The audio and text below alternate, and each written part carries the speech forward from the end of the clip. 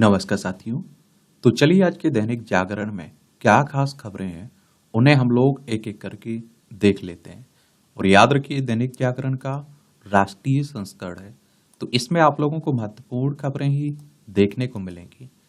EVM और VV PAT का 100% मिलान नहीं होगा, बैलेट पेपर भी नहीं लौटेगा। ये कौन कह रहा है? सुप्रीम कोर्ट कह रहा है। सुप्रीम कोर्ट ने बैलेट पेपर से चुनाव कराने की मांग खारिज की है और कोर्ट ने कहा है कि किसी व्यवस्था पर आंख मूंदकर अविश्वास करने से अनावश्यक संदेह पैदा होता है और प्रगति में बाधा उत्पन्न होती है। और शीर्ष अदालत ने निर्वाचन आयोग को चुनाव के बाद सिंबल यूनिट 45 दिनों तक सुरक्षित रखने का दिया निर्देश।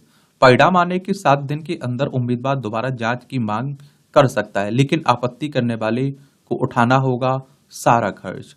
देखिए एक बात और बता दूं आपको, आप सभी जानते हैं कि जब भी चुनाव होता है हमारे देश में ईवीएम पर सवाल खड़े किए जाते हैं और बहुत सारे लोग ईवीएम में धांधली की बात करते हैं। और ऐसा नहीं कि जो विपक्ष अभी है वही इसका विरोध कर रहा है। जब जो बीजेपी अभी आप लोग सत्ता में देख रहे हैं ना, ये जब विरोध विपक्ष में हुआ करती थी तो इनके नेता आप देखते हैं देश भर में ईवीएम के खिलाफ यात्राएं निकालते थे। और अभी आप देखते हैं कि जहां भी जो विपक्ष है भी, जहां वो चुनाव जीतता है वहां ईवीएम का विरोध नहीं करता है, और जहां वो चुनाव हार जाता है तो आप देखते हैं कि ईवीएम का विरोध करने लगता है। चुनाव आयोग ने कई बार इन्हें निमंत्रण दिया एक तरह से कि अगर आप देखेंगे ईवीएम में कोई घपला होता है तो आइए आप बताइए, लेकिन इनमें से कोई नहीं जाता है। लेकिन आप देखते हैं कि हार जाते हैं तो उठाने लगते हैं सवाल। तो मुझे लगता है ये बेमतलब की बातें रहती हैं।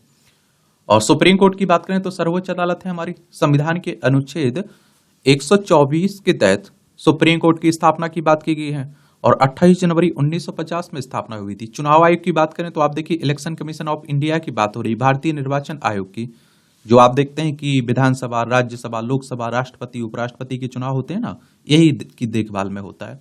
और एक संवैधानिक संस्था है, संविधान के अनुच्छेद 324 के तहत चुनाव आयोग की स्थापना की बात की गई है। और 25 जनवरी 1950 में स्थापना हुई थी। 25 जनवरी को आप लोग मतदाता दिवस मनाते हैं। नई दिल्ली में इसका सचिवालय देखने को मिलेगा। सुकुमार सेन पहले मुख्य चुनाव आयुक्त थे। और देखिए ईवीएम इलेक्ट्रॉनिक वोटिंग मशीन की बात कर रहा हूं मैं, ठीक है, ये आप लोग जरूर याद रखिएगा। और अगर बात करें हम लोग वीवीपैट की तो voter verifiable paper audit trail की बात होती है। ईवीएम में आप देखते हैं कि आप लोग जहां बटन दबाते हैं ना उस मशीन को कहते हैं, और वीवीपैट उसे कहते हैं जहां आप देखते हैं कि आप देखते हैं कि जिसे आपने वोट दिया है उसी को गया या नहीं, 7 सेकंड के लिए एक पर्ची दिखती है तो उसी को कहते हैं। तो ये भी याद रखिए। भारत में कौन सी कंपनियां बनाती हैं ईवीएम? तो ईवीएम वीवीपैट मशीनों को आयात नहीं किया जाता है, इन्हें भारत में ही डिजाइन किया गया है और यही इनका निर्माण होता है। चुनाव आयोग के अनुसार इसके लिए 2 सरकारी कंपनियां अधिकृत हैं। एक है भारतीय इलेक्ट्रॉनिक्स लिमिटेड और जो रक्षा मंत्रालय के तहत आती है। दूसरी कंपनी है electronics corporation of India limited, जो डिपार्टमेंट ऑफ एटॉमिक एनर्जी के तहत आती है, यही बनाती है इसे। ईवीएम के इतिहास की बात करें तो 1977 में मुख्य चुनाव आयुक्त LA सखधर ने ईवीएम से चुनाव का विचार रखा था। 1980-81 में ECIL और BEL ने ईवीएम बनाई। 1982 में आप देखते हैं कि पहली बार केरल के पारूर विधानसभा उपचुनाव के 50 बूथों पर ईवीएम का इस्तेमाल हुआ था। 1984 में सुप्रीम कोर्ट ने ईवीएम के इस्तेमाल पर रोक लगा दी थी। 1988 में लोक प्रतिनिधित्व अधिनियम 1951 में संशोधन से ईवीएम के इस्तेमाल का रास्ता खुला। और 2018 में सुप्रीम कोर्ट ने फिर से मतपत्रों से चुनाव करवाने की मांग कर रही याचिका खारिज कर दी थी। और देखिए पहले भी जो मतपत्र से वोट पड़ते थे, आप देखिए धांधली होती थी, उसमें भी पोलिंग लूट लिए जाते थे, जबरदस्ती वोट डाल दिए जाते थे, तो उस समय भी समस्याएं थी। तो ये सब चलता रहता है। बस आप देखते हैं कि ईवीएम पर कोई सवाल खड़ा होता है तो चुनाव आयोग की जिम्मेदारी है कि वो साफ करे, क्योंकि आप देखते हैं कि अगर लोगों का भरोसा कम हुआ ना तो आप सभी जानते हैं कि वोट कम डालेंगे लोग। अदालत ने 40 बार खारिज की है ईवीएम विरोधी याचिकाएं, ये भी याद रखिएगा आप लोग।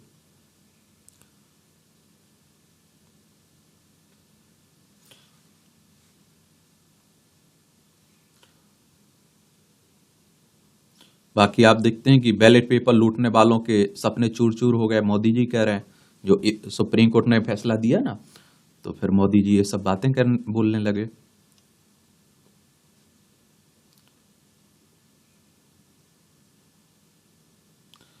ये आप देखिए, केजरीवाल ने इस्तीफा न देकर राष्ट्र से ऊपर रखा अपना हित। दिल्ली हाई कोर्ट ने कहा है कि दिल्ली सरकार की रुचि केवल सत्ता में और यह सत्ता का सर्वोच्च अहंकार है। स्कूलों में किताबें वर्दी नहीं मिलने के मामले पर दिल्ली सरकार और एमसीडी को लगाई कड़ी फटकार। देखिए, दिल्ली की बात करें तो आप सभी जानते हैं, केंद्र शासित प्रदेश है ना। विधानसभा में 70 सीटें, राज्यसभा में 3 सीटें, लोकसभा में आपको कितनी 7 सीटें देखने को मिलेंगे। अरविंद केजरीवाल मनी लॉन्ड्रिंग के केस में जेल में बंद है ना, आबकारी घोटाले से जुड़े, शराब नीति घोटाले से, तो उसी की बातें हो रही हैं। साल में 2 बार बोर्ड की तैयारी शुरू करे सीबीएसई। ये अगले शैक्षणिक सत्र में 2025-26 से साल में 2 बार बोर्ड परीक्षाएं हो सकती हैं। शिक्षा मंत्रालय ने सीबीएसई से इसके लिए तैयार करने को कहा है और मंत्रालय की प्रारंभिक योजना 2024-25 शैक्षणिक सत्र से साल में 2 बार बोर्ड परीक्षाएं शुरू करने की थी। हालांकि इस योजना को 1 साल के लिए टाल दिया गया है। और T20 में पंजाब किंग्स ने 262 रन से बनाकर रचा इतिहास। आप देखेंगे, पंजाब किंग्स ने शुक्रवार को कोलकाता की ईडन गार्डन्स मैदान में वो कर दिखाया जो आज तक T20 क्रिकेट में कोई टीम नहीं कर पाई है। कोलकाता नाइट राइडर्स ने पहले बल्लेबाजी करते हुए 261 रन बनाए थे और जिसके जवाब में पंजाब किंग्स ने 8 गेंद शेष रहते हुए 262 रन बना ली। यह आईपीएल इतिहास के 7 पुरुष T20 क्रिकेट में भी लक्ष्य का पीछा करते सबसे बड़ी जीत है।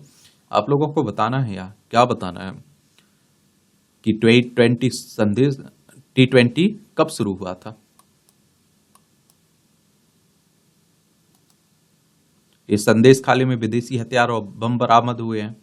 ये आप देखिए, संदेश खाली वही है जहां आप देखते हैं कि ममता बनर्जी के एक नेता पर यौन उत्पीड़न और महिलाओं को परेशान करने और जमीन हड़पने के आरोप लगे थे।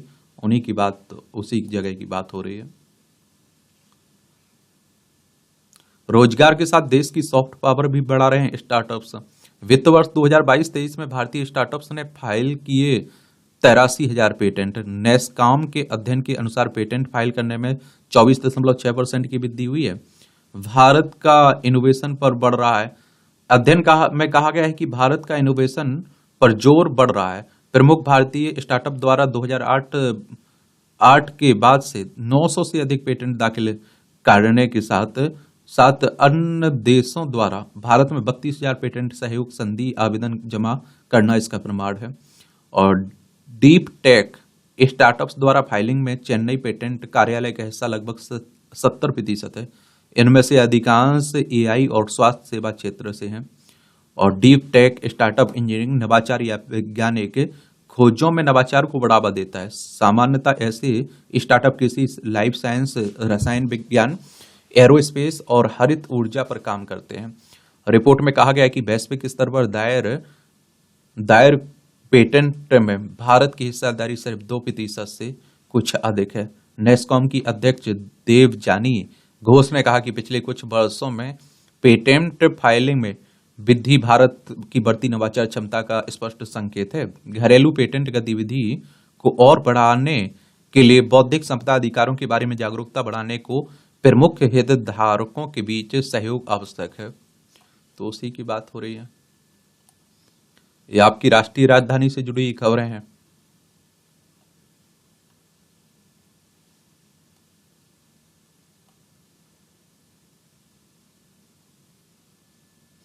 इस सेवा विवाद मामले में सुप्रीम कोर्ट दिल्ली की याचिका पर सुनवाई को तैयार है। चीफ जस्टिस की अध्यक्षता वाली पीठ ने कहा कि याचिका सूचीबद्ध करने पर करेंगे विचार। आप सरकार ने प्रशासन ठप होने की दुहाई देकर मामले में सुनवाई किए जाने की बताई जरूरत। ये आप देखिए, दिल्ली में अलग ही सब चल रहा है। और देखिए, यहाँ उपराज्यपाल और मुख्यमंत्री के बीच काफी तनातनी चलती रहती है।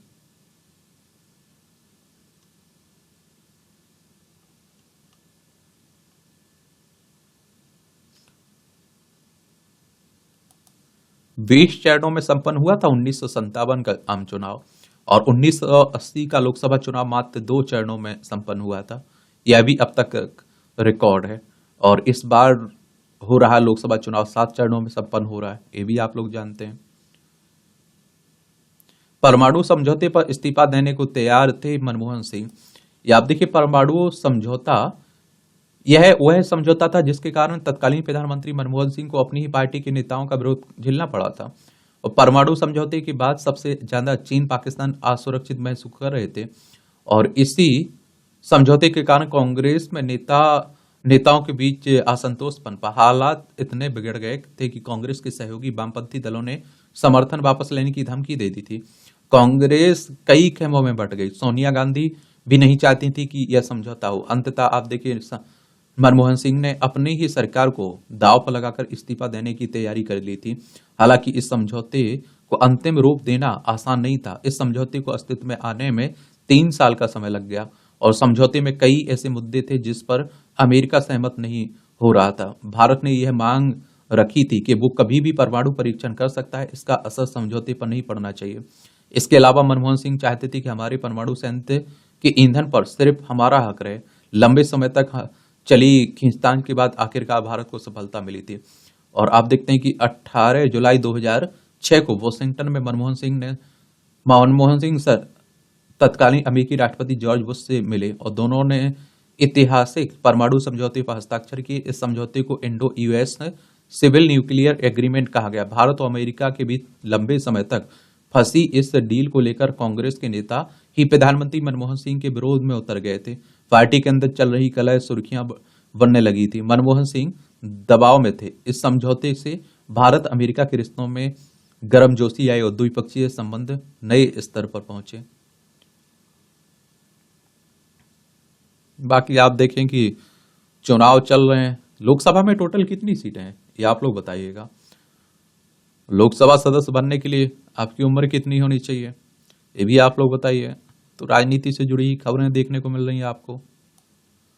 इस समय आप देख रहे हैं कि विरासत टैक्स की काफी बातें हो रही हैं। बीजेपी इस पर आप देखते हैं कि कांग्रेस पर निशाना भी साध रही है। विरासत कहने का मतलब देखिए होता है कि मान लीजिए मैंने अपनी जिंदगी में 100 रुपए कमाए, और जब मेरी मौत होती है तो आप देखिए 55 रुपए उसमें से कहाँ चले जाएंगे, सरकार के पास। और आप देखते हैं कि उसमें से 45 रुपए हमारे परिवार को मिलेंगे। तो उन्हीं की बात हो रही है, ठीक है। उसी को विरासत टैक्स कहते हैं। अमेरिका में आप लोग देखते हैं कई देशों में अलग अलग दरें देखने को मिलती हैं। बाकी चुनाव हो ही रहा है।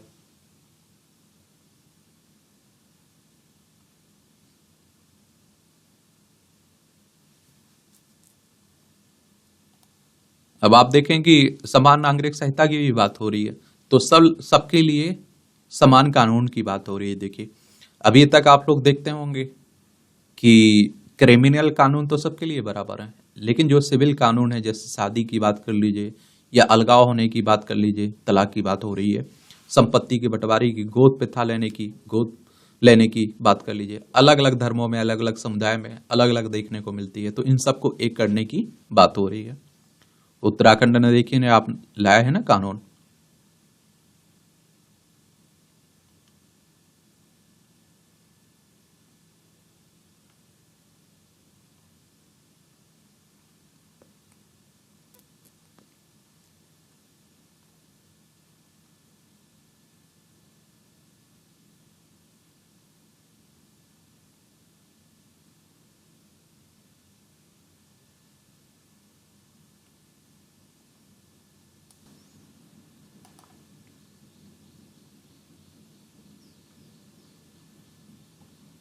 और वोट किसको गया बता दी है वीवीपैट दी। आप लोग स्क्रीन पर देख भी रहे होंगे।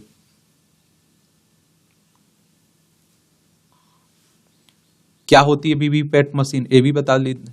तो वीवीपैट यानी वोटर वेरीफाइबल पेपर ऑडिटरल, देख रहे हैं स्क्रीन पर, इसे ही बोलते हैं। ये है मशीन।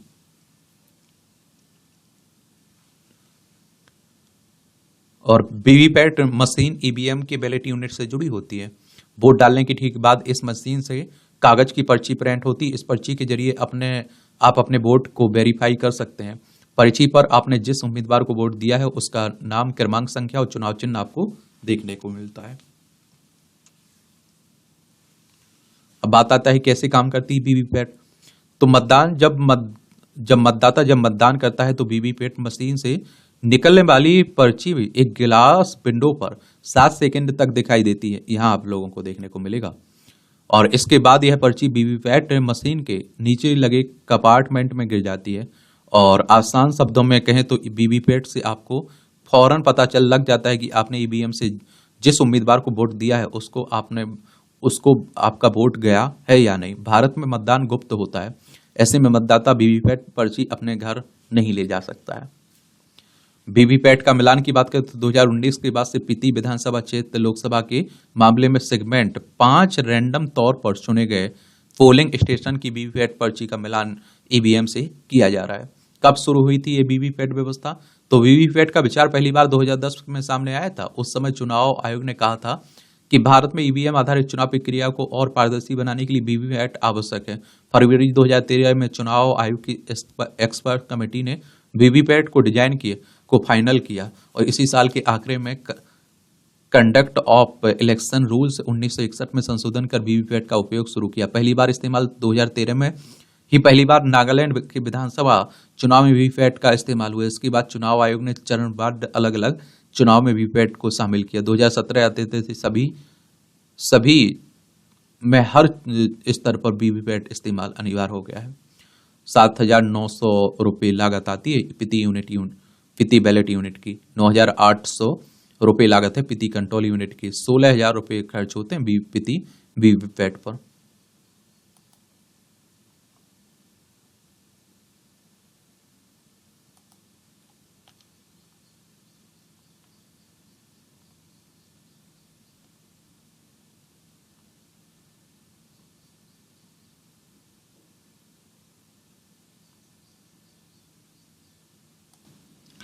ये आप देखिए सीआरपीएफ के डीआईजी रैंक के अफसर की बर्खास्तगी की प्रक्रिया शुरू। केंद्र सरकार ने सीआरपीएफ में डीआईजी रैंक के एक पूर्व चीफ स्पोर्ट्स अफसर पर लगे यौन उत्पीड़न मामले में आप देखते हैं कि आयोग के संदर्भ उनकी बर्खास्तगी की प्रक्रिया शुरू कर दी है।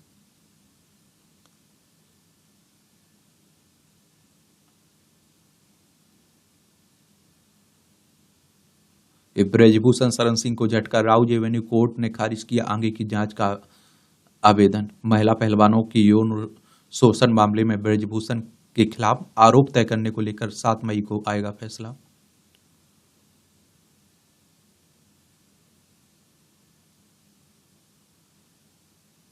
सुप्रीम कोर्ट ने एआईएफएफ अध्यक्ष को जारी किया कारण बताओ नोटिस।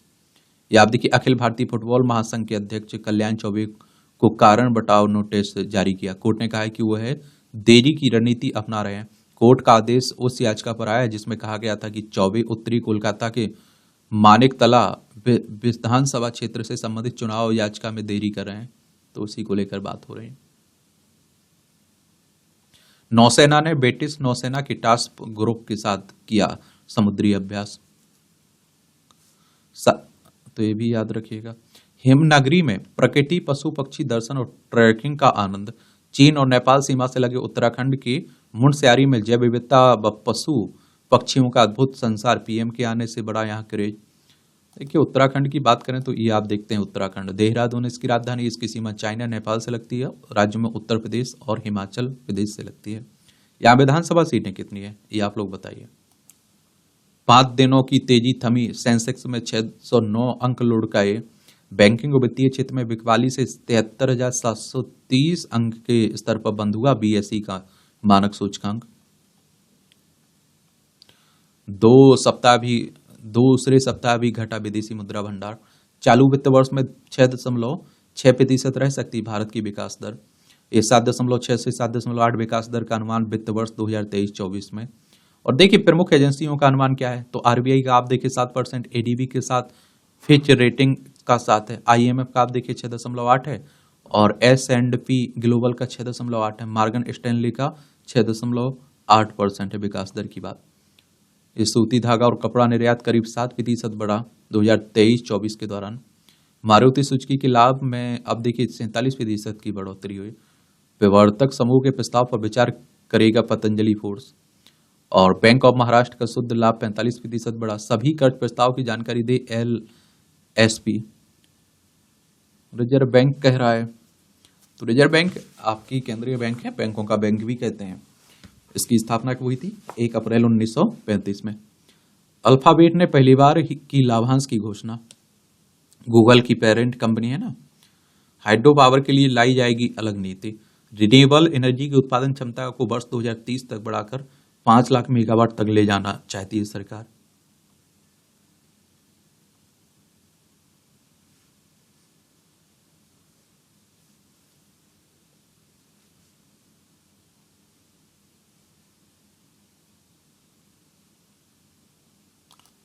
अब आप देखिए अंतर्राष्ट्रीय खबरें हैं, वहां आप देखते हैं कि रूस यूक्रेन के बीच चल रहा है। देखिए ये हमारा प्यारी पृथ्वी है, ये आप देखेंगे रूस आपको देखने को मिलेगा, ये यूक्रेन है, ये हमारा प्यारा भारत है। यहाँ आपको इजराइल देखने को मिलेगा, ये लाल सागर है, भूमध्य सागर है, और इनके हमास और इजराइल में चल रहा है। तो इस समय दुनिया बड़ी आप देखते हैं कि अशांत चल रही है। रूस को समर्थन देने पर ब्लिंकन ने चीन को चेताया। भारत ने दिखाया लोगों के लिए डिजिटल सुविधा समान अवसर मुहैया कराती है। संयुक्त राष्ट्र महासभा अध्यक्ष फ्रांसीसी ने इसे अपनाने की दी सलाह और डीपीआई के महत्व को उजागर करते हुए दिया भारत का उदाहरण। भारत के खिलाफ ऑस्ट्रेलियाई पत्रकार के आरोपों पर टिप्पणी से अमेरिका का इंकार, कहा नई दिल्ली अपने वीजा नीति पर खुद बयान दे सकती है। भारत पर वीजा नवीनीकरण से इंकार का लगाया था उन्होंने आरोप। चीन का जासूसी जहाज वापस मालदीव के जल क्षेत्र में पहुंचा। जियांग यांग होंग 3 जनवरी से मालदीव के आसपास सक्रिय है। यह जहाज 1500 समुद्री मील की यात्रा बिना रुके कर सकता है। और देखिए इसीलिए हम लोग चिंता जताते हैं कि मालदीव का झुकाव अगर चाइना की तरफ रहता है तो हमारे लिए खतरा रहता है।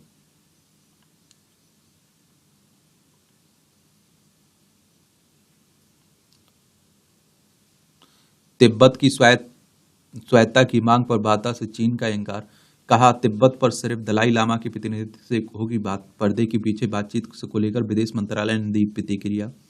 ये तिब्बत आप देख रहे हैं ना, पहले चाइना का हिस्सा नहीं हुआ करता था, ये आजाद हुआ करता था, बाद में चाइना ने इसे कब्जा लिया था। इसलिए आप देखते हैं कि चाइना कहता रहे कि 1914 का जो आपका समझौता हुआ था मैकमोहन वाला, वो किसके, तिब्बत के साथ हुआ था, हमारे साथ नहीं हुआ था, इसलिए वो मानता भी नहीं है उसे। डीपीआई के विकास में अन्य देश ले भारत से प्रेरणा, हमारे अश्विनी वैष्णव साहब कह रहे।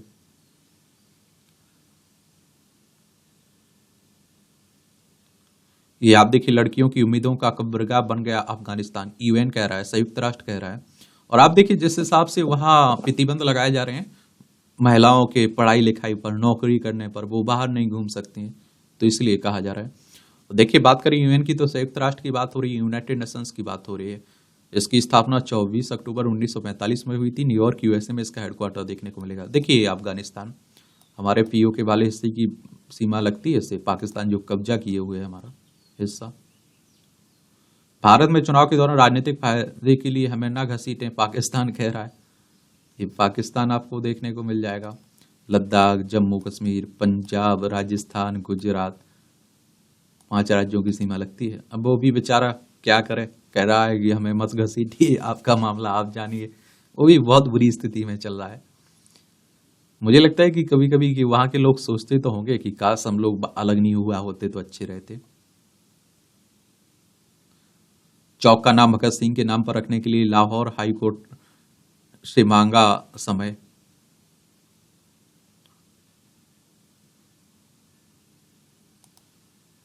ये अब आप देखेंगे खेल का क्षेत्र है, और खेल के क्षेत्र में आप लोग याद रखा करिए किस खेल से वो खिलाड़ी जुड़ा हुआ है और क्या उपलब्धियां रही उसकी, इतना आपको याद रखना है।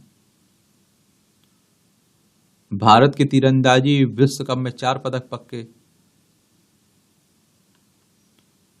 पीएसए के क्वार्टर फाइनल में सेथिल कुमार आकांक्षा, शीर्ष वरीयता प्राप्त वेलावन सेथिल कुमार ने फ्रांस के मत्तेओ कोरोगे को सीधे मैच में हराकर $12,000 इनामी राशि के बीच अपने स्क्वैश पीएसए चैलेंजर टूर्नामेंट के क्वार्टर फाइनल में प्रवेश कर लिया है। अलकराज सवालेंका मैड्रिड ओपन के दूसरे दौर में। भारत ने रोइंग में दूसरा ओलंपिक कोटा किया प्राप्त। नेत्रा कुमानन ने शुक्रवार को फ्रांस के हैरिस में last chance regatta Olympic qualifying में भाग लेकर दूसरा पेरिस ओलंपिक कोटा प्राप्त किया है। सफलता हर बार नहीं मिलेगी, स्वीकारना जरूरी है, क्लॉक कह रहे हैं। क्लॉप। मैनचेस्टर सिटी जीत के साथ शीर्ष स्थान की ओर बढ़ी।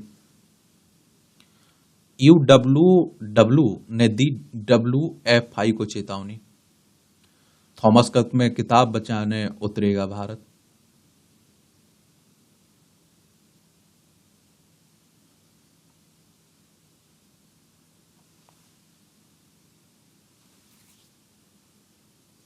ये आप देखिए, यूनाइटेड वर्ल्ड रेसलिंग ने डब्ल्यूएफआई यानी कि भारतीय कुश्ती महासंघ को लिखे एक पत्र में अपना रुख साफ दोहराया कि वे किसी भी देश के राष्ट्रीय संघ के संचालन में किसी तीसरे पक्ष के हस्तक्षेप की अनुमति नहीं देंगे।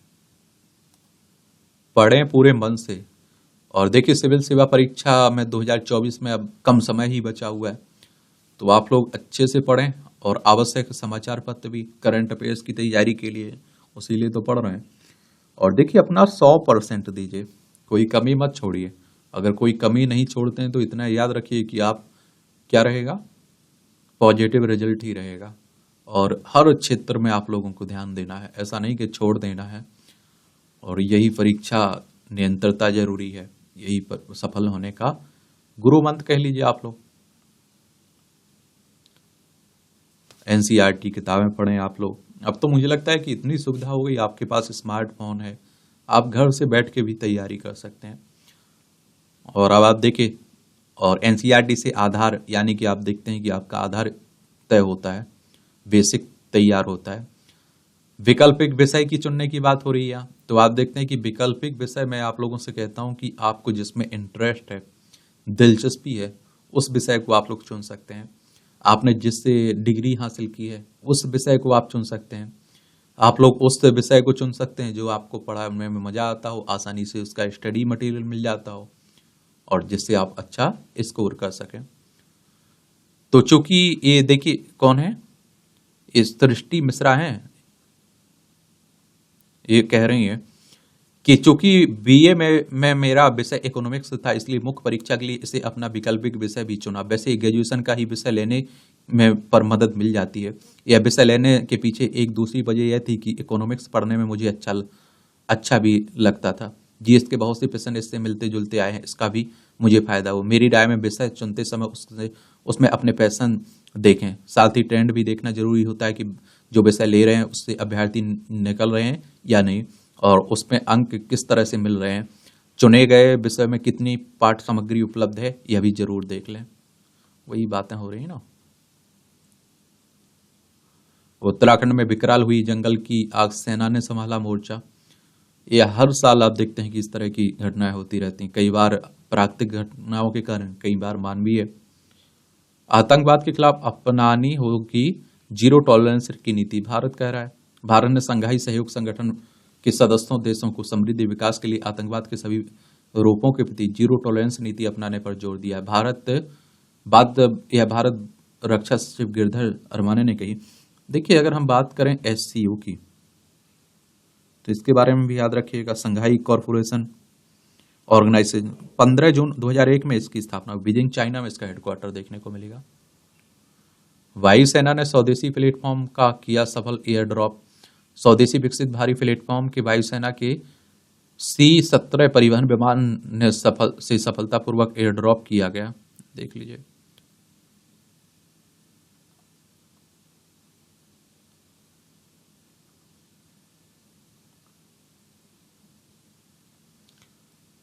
आईआईटी बॉम्बे ने शुरू की 10x GMP सुविधा।